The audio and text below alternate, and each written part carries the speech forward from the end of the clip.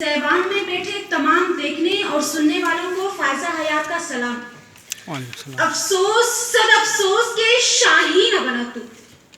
افسوس صد افسوس کے شاہی نہ بنا تو، دیکھے نہ تیری آنکھ نے فطرت کے اشارات، تقدیر کے قاضی کا یہ فتویٰ ہے ازل سے،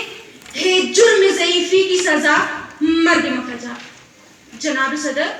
میں نے ہتھیلی پر چراغ سجایا اور اس سوال کے جواب میں سرگرداں رہی۔ میرے آنسو گرتے جا رہے تھے اور قدم ڈولتے جا رہے تھے۔ ماضی کے دلکش مناظر نے میری آنکھوں کو اس قدر تنگ کیا کہ وہ ٹپ ٹپ برسنے لگی۔ تب میں نے ماضی کے حسین مناظر سے رابطہ توڑا اور ماضی کے اوراق پر دستک دی تو بے حال بیچاروں نے روتے ہوئے کہا کہ ماضی میں جب اسلامی سالمیات پر مشکل گھڑی آتی ہے تو میدان بدر میں کفار کے غرور کو پاش پاش کیا جاتا ہے۔ کبھی ظلم اور کفر کے خلاف صلاح الدین ایوبی کی تلوار بجلی کی طرح حرکت میں آتی ہے تو کبھی طارق بن زیاد ساحل اندلس پر اپنی کشتیاں چلاتا ہے، کبھی خوازم شاہ چنگیز خان کے سامنے چٹان بن جاتا ہے تو کبھی ٹیپو سلطان تاج برطانیہ سے ٹکرا جاتا ہے۔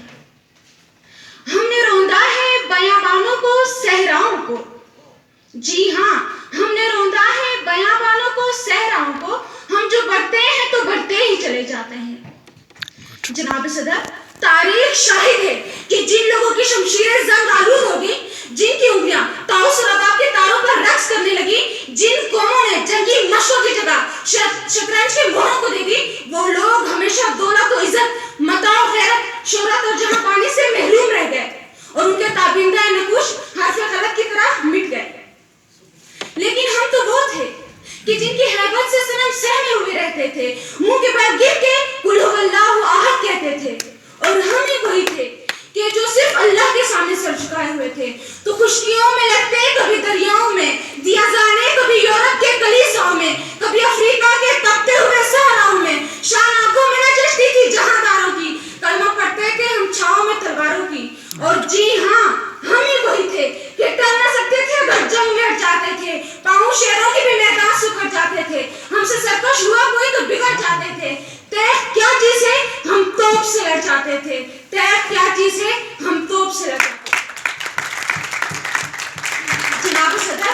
بستے شہروں کو کھنڈرات میں بدلنا، ہنستے بستے گھروں کو ماتم کدہ بنانا ظالموں کا روز کا معمول ہے،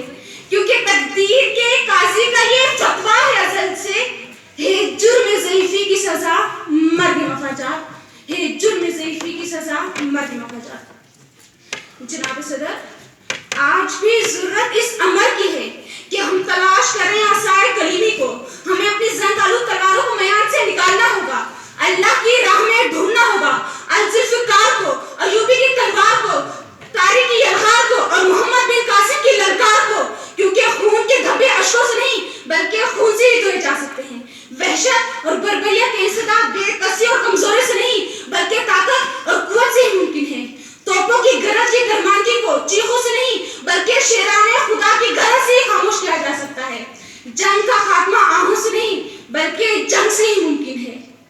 ارے زندہ رہنا ہے تو میرے کارواں بن کے رہو،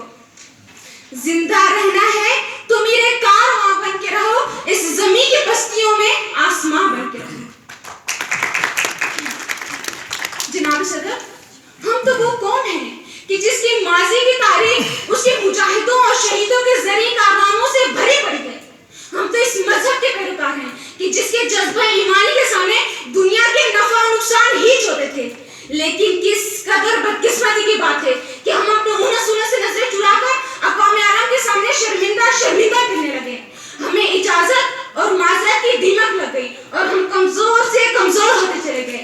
جی ہاں جناب صدر، ہم تو اس مقام پر پہنچ گئے ہیں کہ جہاں شاعر مشرق بھی کیا اٹھتا ہے جرم ضعیفی کی سزا مرگ مفرجات، ہے جرم ضعیفی کی سزا مرگ مفرجات۔ اے ارباب علم و دانش، کوئی بھی مقصد حاصل کرنے کے لیے مصائب سے گزرنا پڑتا ہے۔ اگر ملت اسلامیہ اپنا کھویا ہوا وقار بحال کرنا چاہتی ہے، اپنی نشاط ثانیہ کی بحالی چاہتی ہے تو انما المؤمنون اخوۃ کی عملی تفسیر بننا ہوگا، واعتصموا بحبل اللہ سے اپنی شرازہ بندی کرنا ہوگی، ضعف کے بجائے طاقت کا مظاہرہ کرنا ہوگا۔ حضور अलैहिस्सलाम पर भी तशद्दुद के पहाड़